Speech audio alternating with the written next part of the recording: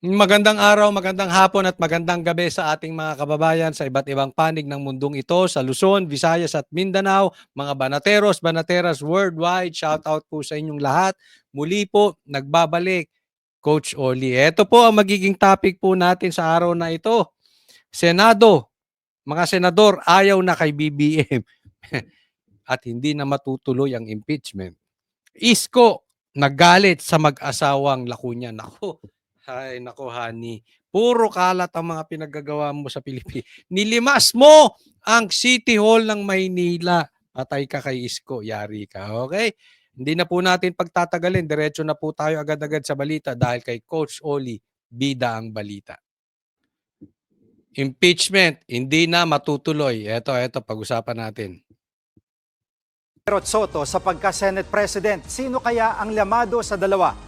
Live mula sa TV5 Media Center pa rin, nangunguna sa balita si News 5 Senate Correspondent Mean Los Baños. Mean, ano bang usap-usapan at sino ang may numero sa dalawa? Jiggy, halos isang buwan pa bago magbukas o formal na magbukas ang 20th Congress. Sa ngayon, wala pang eksaktong numero ilan ba ang sumusuporta kay Senate President Chis Escudero at Ang pinag-uusapan dito, sino ang magiging Senate President? Wala na ba tayong pagpipilian? Bago natin simulan, pakilagay nyo dyan sa comment section sinong gusto nyo maging Senate President. Ha? Si Chis Escudero ba o si Tito Soto? Yan dalawang nagtatalo. Baka naman gusto nyo si Risa. Ilagay nyo rin din dyan. Ha? Kung sino man gusto nyo maging Senate President, ilagay nyo dyan. posibleng mag-challenge sa kanya na si Senator Tito Soto. Pero nakausap natin si Senator Joel Villanueva at Senator Alan Peter Cayetano, pareha silang sinasabi kung ngayon ang botohan para sa pagiging Senate President, panalo na si Senator Chis Escudero. Ibig sabihin, mananatili siyang leader ng Senado. Ayon sa dalawang senador na nakausap natin, more than 13 or more than majority of the senators daw ang sumusuporta sa ngayon kay Senate President Escudero. Nalaman daw yan ni Senator Joel Villanueva dahil sa kanyang pakikipag-usap sa mayorya ng mga senador sa nakaraang 3 linggo. Kala mo, linis-linis ni Risa dyan, no? No? Kala mo, napaka-anghel, ano?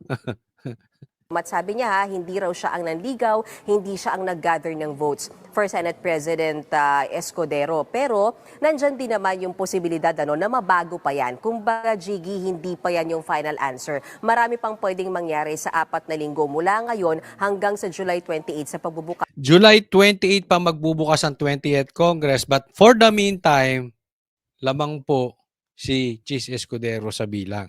So malamang siya maging Senate President.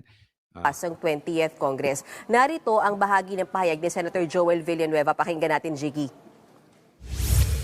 Kung ngayon nga po ang botohan. Hala, na si Robin Padilla nasa likod mo. Pang-asar. Muntik na sila magpangabot ni Robin. No?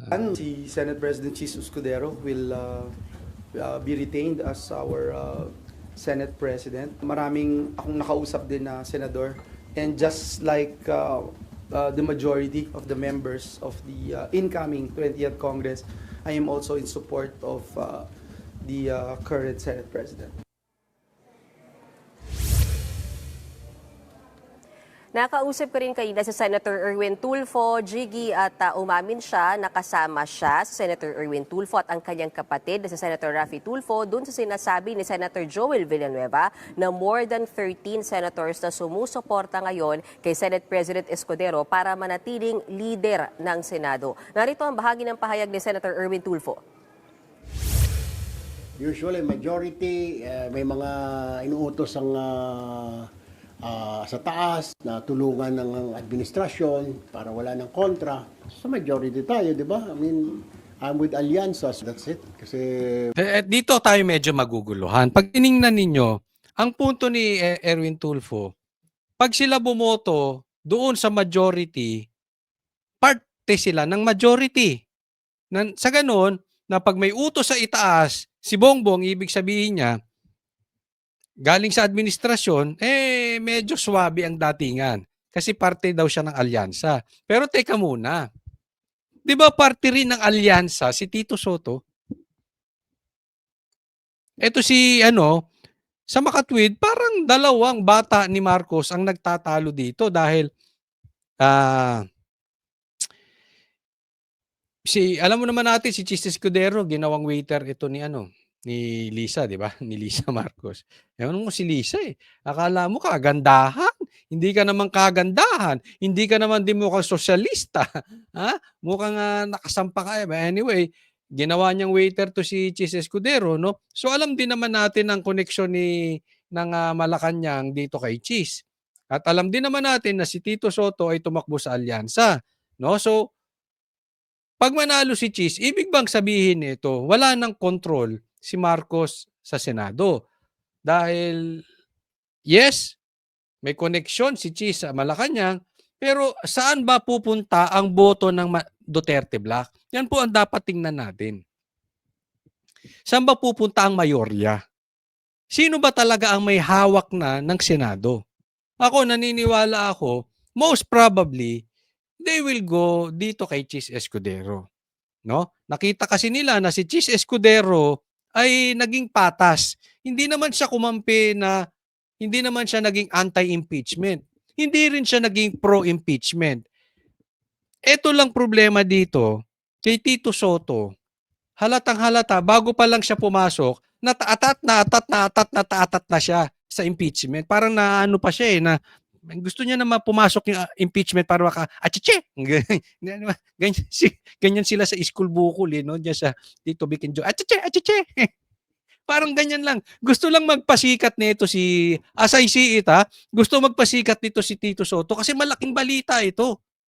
Gustong-gusto to ng mainstream media matuloy, malaking balita, makakalamang sila sa vlog. Alam mo, this is not fake news, this is public knowledge. Kinakain na ng vloggers ang screen time compared sa mainstream media. Nakakalamang ang mainstream media most probably as I see it, and even yung ibang vloggers nakikita nila na pag may hearing.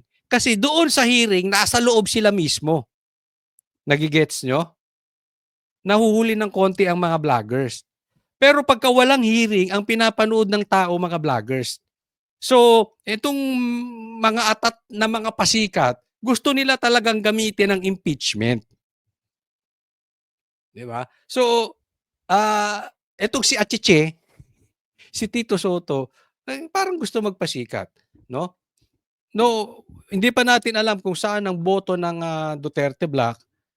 Pero sa tingin ko, malamang ang magiging boto nila kay Chis Escudero. Okay na sa akin si Chis Escudero. Wag lang si Aimee. Maawa kayo sa bayan natin. Wag si Aimee. Yung mga Aimenatics pambihira. Wag naman, wag naman kayo masyadong panatiko, mahahalata kayo masyado. Wag naman si Aimee. We are in the majority. At mayan, kung mangyari nga na si Senator Escudero pa rin ang maging Senate President, bukas ba si Senator Sotto sa ibang posisyon sa Senate leadership?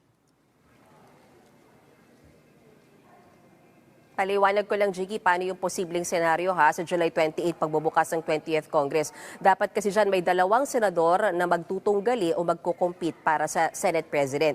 Kung sakasakali na manalo nga at manatili si Senate President Chis Escudero at kung sakasakaling hindi pala rin ni Senator Tito Sotto, automatic siya yung magiging minority leader. At sinabi niya ngayon, handa rin daw siya sa role na yan. Bagay daw kasi yan na hindi bago sa kanya dahil naging Senate minority leader din siya nung panahong Senate President si Nene Pimentel. Ito laging mapansin ko si Tito Sotto, laging pinagmamalaki na yung ang tagal niya na dyan sa Senate, naging Senate President din siya, kung ano-ano. Ang tagal mo dyan, anong nagawa mo?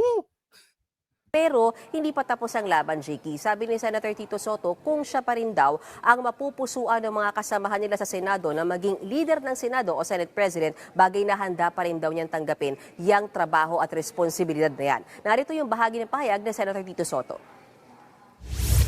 Tatanggapin ko. Di ako katulad kasi nung iba na nilalakad talaga na sila yung maging Senate President. Naku, sinabi nga ni namin nagsasabing mga senador, kinakausap mo daw para ikaw ay maging senador, ay maging Senate President. Ngayon, tinatanggi mo na talagang nilalakad mo. Politikong-politiko dati. Patagal ka na ngang politiko, trapong-trapo yung datingan mo, achiche. Alam mo kasi pag minority leader ka, Kailangan lahat ng batas na pag-uusapan ay alam mo. Naku, ang dunong nito. Kahit hindi abogado, lahat ng batas alam mo. Daig mo pa abogado. Ikaw na lang ang spokesperson ni Marcos, wag na si Claire. Oh. Ang daig pa nito, abogado. Lupit lang. Handa ako. In case na ako'y hindi ihalal ng ating aming mga kasama, handa naman ako mahalal as minority leader. Pero mayan, di ba parang traditionally yung minority, ito yung oposisyon at kakatakbo lang ni Senator Soto bilang pambato ng administrasyon. Yan na ang sinasabi natin. Hindi ba parang saliwa ito na magiging minorya siya? Ibig sabihin, para sa akin as I see it, wala na talagang kapangyarihan si Marcos sa Senado. Isipin mo yung tumakbong alyansa, siya pa magiging minorya. Wala na siya. Sitting duck siya dyan sa ano. Ha? Kung meron nga magsasampa ng impeachment kay Marcos at makalusot, just in case makalusot sa Congress, makachamba tayo doon sa Congress. Pag dating sa Senate, ako naniniwala, convicted si Marcos. Ang tanong lang kung may magsasampa ng impeachment kay Marcos. Kasi nga, yung Duterte Youth Party List na nagsampa ng impeachment kay Marcos, hindi pinaupo, 3 upuan sana yun. Diba? Malay natin. Kung nakaupo ang Duterte Youth Party List, baka napa-impeach. Mauna pang ma-impeach si Marcos kaysa kay Sara. But definitely, pag na-impeach si Marcos at pumasa yan, dumating yan sa Senado, pinis na, pinis. Ang paliwanag dyan, Jiggy, ni Senator Eto na naman, si Risa ka na naman. Ito yung napakalinis na si Risa.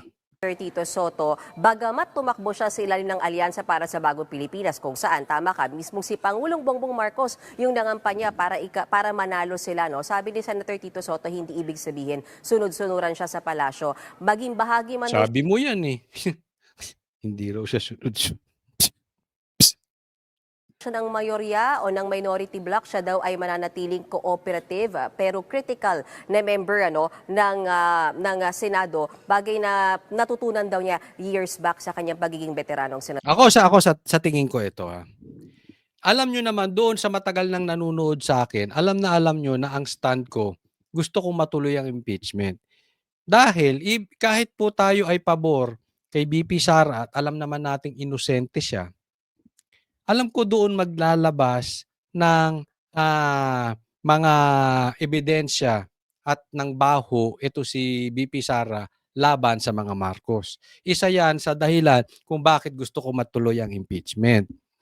Kaya lang, sinasabi nung iba, itong mga bobo na ito, na dapat daw matuloy ang impeachment. Yung iba sinasabi ng mga bobo na gusto mo ng bloodbath, pero 16 ang abogado mo. 16 ang abogadong kinukuha mo. Gusto mo ng bloodbath, ayaw nyo ituloy ang impeachment. Bobo kayo. Bakit? Hindi ibig sabihin, gusto niyang matuloy yung impeachment. Kahit ako, gusto kong matuloy yung impeachment, pero ayoko sa illegal. Paano kung unconstitutional nga yung impeachment? Bakit? Kasi naghain sila ng 4. Dapat isa lang kada taon. Yan nga yung patuloy na sinusolusyonan ng Senado. At yung mga the likes of Tito Soto nagmamadali. Yung mga artista na nakikisawsaw na wala namang alam. Hindi si Tito Soto yung iba na hindi naman politiko na bakit daw 16 ang abogado. Diba? Hindi ibig sabihin, halimbawa, kami ay hindi natatakot. Pero hindi ibig sabihin, hindi mo po protektahan ang sarili mo. Bobo ka kung ganun. Handa kaming isugal ang aming buhay para sa bayan. Hindi ibig sabihin, hindi ka kukuha ng bodyguard. Di ba? Hindi na sinasabi ng politiko bakit may bodyguard. Handa ka ibuwis ang buhay mo. Sabi si Tatay Digong. Pero hindi ibig sabihin magpapakataka ka. Hindi ka nakukuha ng abogado. Hindi ka nakukuha ng bodyguard. Yan po ang ibig sabihin. Ako, mas gusto ko matuloy ang impeachment. Pero hindi dapat ito matuloy sa illegal na paraan.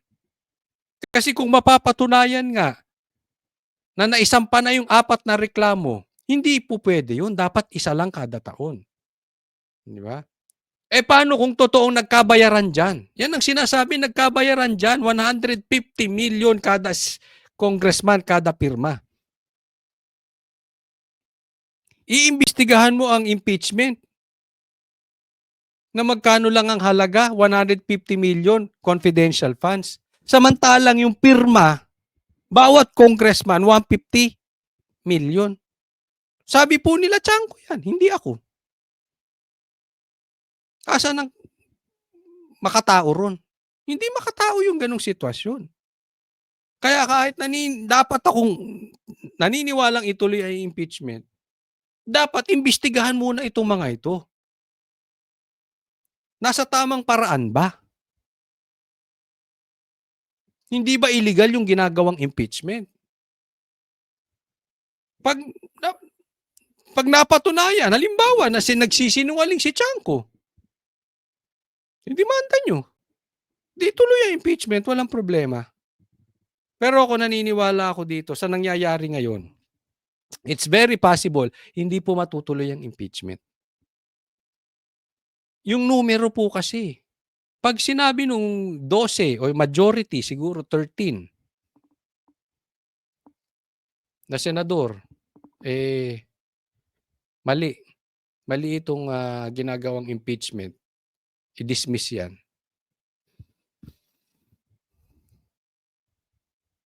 Madaling makakuha ng 13 na numero. Dahil nga sa nangyayari ngayon, wala silang hindi makakuha ng suporta yung tumakbo na senador under alyansa. Senador Jiggy. Isa rin sa nagpahayag noon na bukas maging minority leader si Senator Ontiveros. Paano yan kung si Senator Soto naman ang piliin ng mga kasama nilang senador?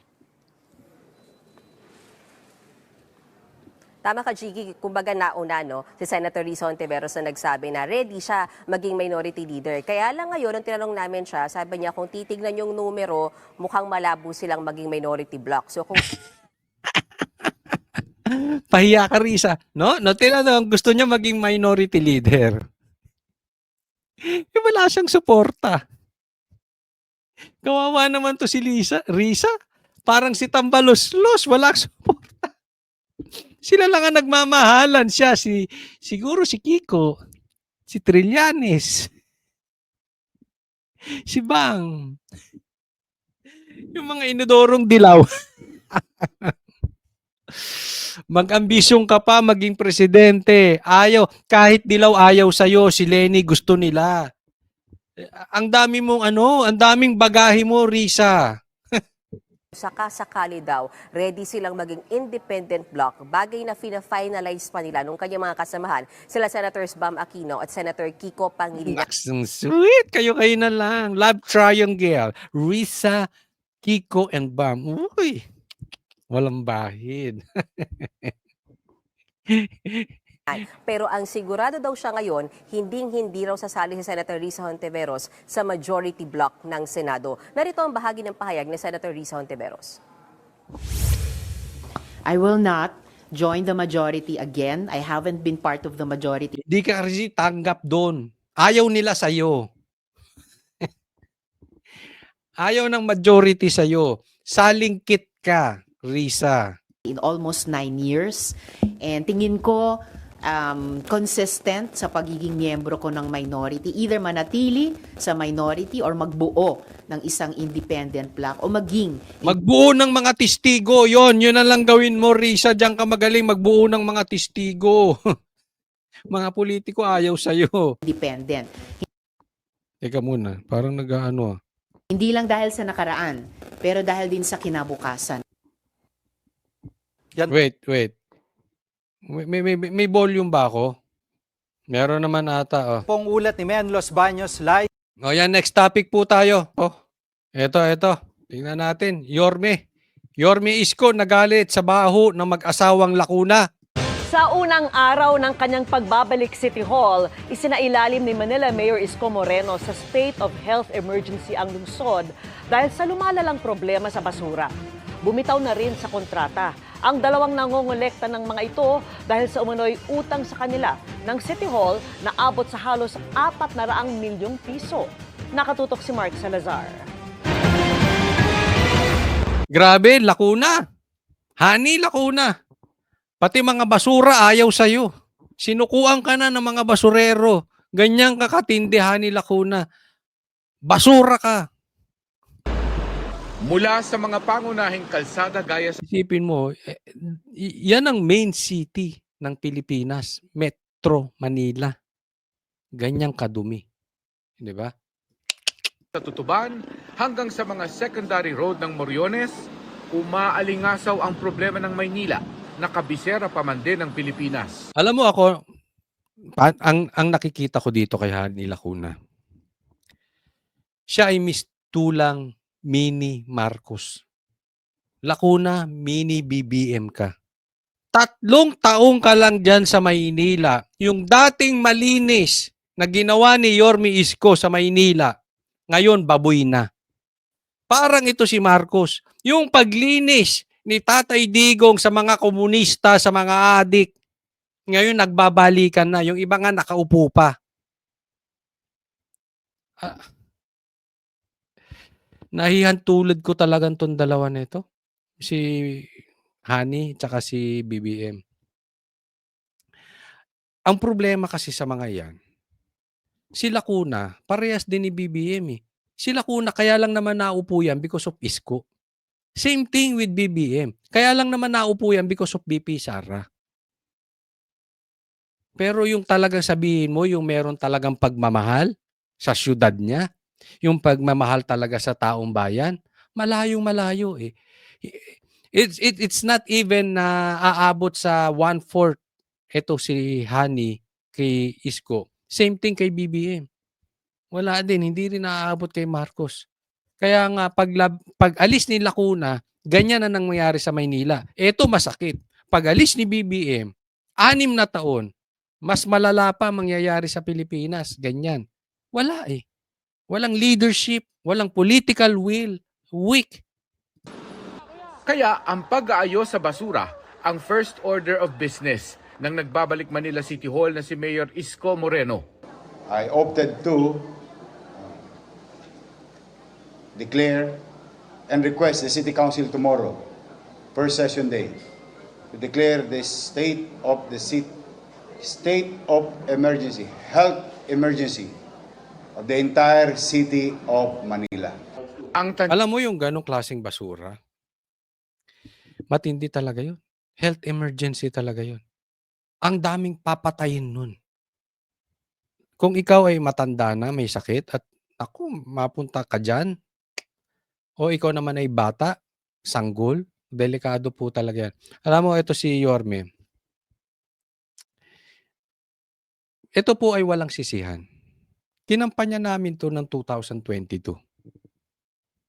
Hindi po namin kayo sinisisi doon sa mga hindi sumuporta kay Yorme. Pero hindi po namin kinahihiya until now na si Yorme ang sinuportahan namin. Bakit kanyo? Siguradong sigurado ko 1,000%. Hindi man perpekto si Yorme Isko. Siguradong sigurado ko mas maayos naman to gumalaw kesa kay BBM. Walang basura, galit to sa adik. Hindi to abusado. Hindi nito kikidnapin si Tatay Digong. Trabaho lang to si Yorme Isko. Well, anyway, tapos na yon. Andito na tayo. Kung maaayos ni Yorme, ako naniniwala ako dito. Kung ang Metro Manila magagawa niyang parang Davao, ang Davao kasi madumi sa komunista, sa mga rebelde. At adik yan. Davao, nalinis ng Duterte. Ang Metro Manila naman niya madumi, matraffic, maraming adik, etc. etc. Kung malilinis siya ni Yorme Isko, Yorme will be the next next president. I don't know kung kailan. But for sure, bata pa ito eh. Kaedad ko ito, si Yorme. For sure, mahaba pang panahon nito si Yorme. We are in good hands. Mapa Duterte, Mapa Yorme, we are in good hands. We have great leaders. Ang dami nating magagaling na leader, mga Pilipino, maawa tayo. But why we keep on voting Marcos? Ang dami nating leader na talagang nagsisilbi, naglilinis. May political will, totoong leader, hindi weak, hindi under desire, strong. Bakit boto tayo ng boto? Nang walang mahal kung hindi yung sarili nila. Pilipino, matuto na tayong bumoto. Siya ni Mayor, mahigit 4,000 metric tons ng basura ang naiwang nakatiwangwang dahil paudlot-udlot umano ang koleksyon ng basura. Mabaho talaga, perwisyo. Tsaka noon yung mga dumadaan, mga kaya. At yung natambak dyan, yan, punong-puno lahat dyan. Yan, lahat ng mga pedestrian lane na yan, napuno ng basura yan. Sumulat na kay Mayor Isko ang dalawang hauling contractors ng Maynila, ang Fileco at Metro Waste, para voluntaryong i-terminate ang kanilang serbisyo. Hindi na raw nila kayang tustusan dahil umabot na sa halos 400 million pesos ang utang ng City Hall. Yan o, kita mo. Talagang babaho dyan. Sa dami ng tao sa Metro Manila, yan ata ang isa sa pinakamaraming tao sa maliit na lugar. Ang liit lang yan eh. Daming tao. Pag hindi ka naghakot ng basura dyan, isang araw, kakala talaga yan. Sino maghahakot dyan? 400 million ng utang ni Lacuna ng City Hall. Kahit ikaw ang may negosyong basurahan, hindi mo kukuhanin yan. Ano, hakot ka ng hakot ng basura, hindi ka binabayaran? Sino masaya? Yung City Hall ni Lacuna? Kalukuhan talaga yun. Hall sa kanila mula lang nitong Enero. Pumatong na ito sa halos kalahating bilyong utang naman ng City Hall sa Lionel na unang bumitaw din sa kontrata. Because of financial mismanagement. From 561 million,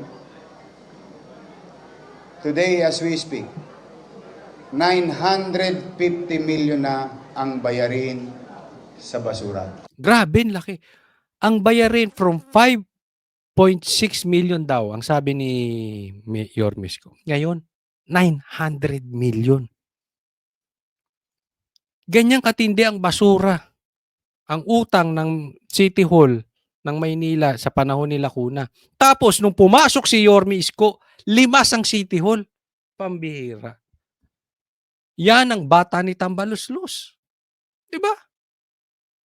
Sa kanila yan eh. Si Tambaluslos, yung si Hani.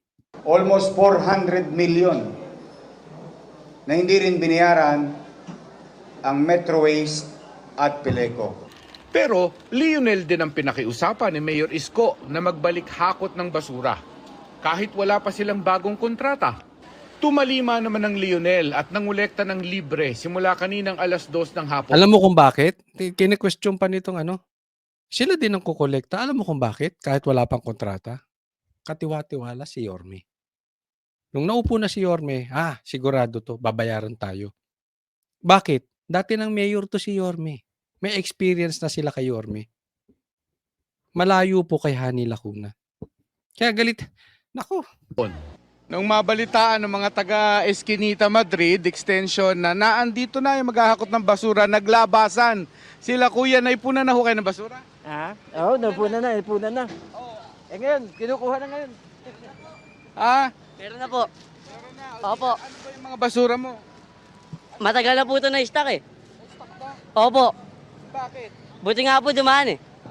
Sa loob ng Manila North Cemetery, pinakamalinaw ang banta ng basura Grabe, sa kalusugan. Kahit maliit ang Main city of the Philippines. Ganyan.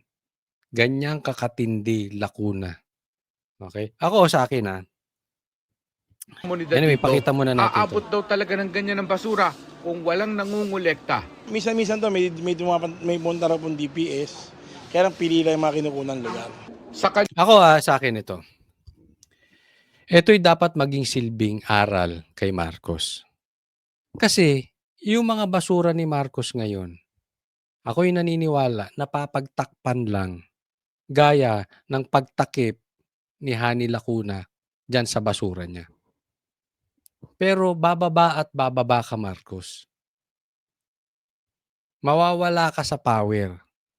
Posibleng matatanggal ka, posibleng magkakasakit ka, or nasa batas na kailangan kang bumaba after 2028. Lalabas ang baho mo. Eto, oh, kaya nga galit na galit to si Yorme. Lumabas ang baho ng mag-asawang Hani Lacuna, yung mag-asawang Lacuna. Baka mamaya, pagbaba mo sa 2028, Marcos, kung aabot ka, lalabas lahat ang baho mo yung mag-asawa ni Lisa. Magsilbing aral to. Magsilbing warning sa'yo to.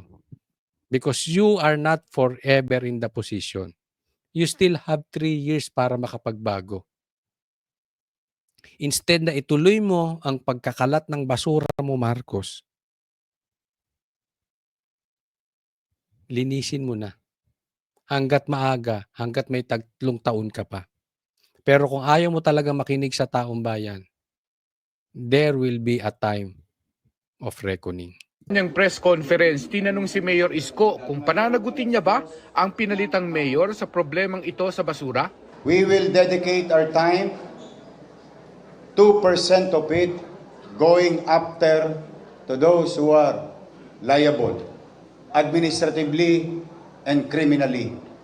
90% of our time, we will dedicate it to the people of Manila by serving them. May hindi na bayaran. When you acquire services and products at hindi mo binayaran, ang tawag dyan estafa.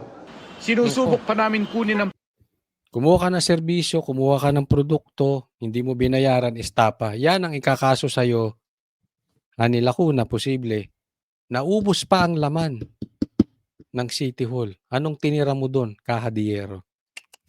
Matindi. Sino kayang naglalagay ng pera doon sa kahadiyero na yon? panig ni dating Mayor Hani Lacuna. Para sa GMA Integrated News, Mark Sala. O yan, huwag pong kakalimutan na doon sa mga hindi ko pa po subscribers, subscribe po kayo and i-like nyo po itong video na ito nang sa ganun na mas i-share pa ito ni YouTube. Maraming salamat po. God bless everyone.